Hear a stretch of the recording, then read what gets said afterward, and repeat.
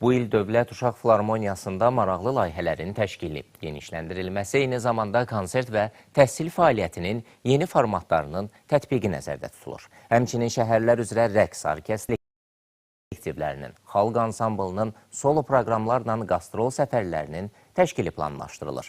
Layihələrdən biri də Dövlət Uşaq Xor Kapellasının yaradılmasıdır.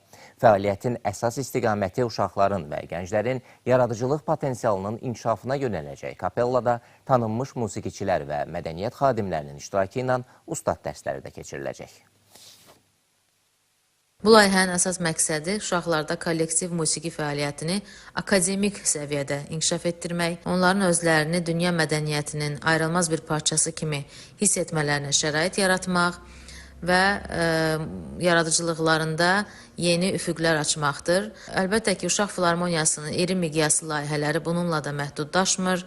Növbəti mərhələdə Uşaq Simfonik Orkestrinin də yaradılması nəzərdə tutulur ki, bu da gənc istedadların peşəkar musiqi mühitinə inteqrasiyası baxımından düşünürük ki, mühüm bir addım olacaq.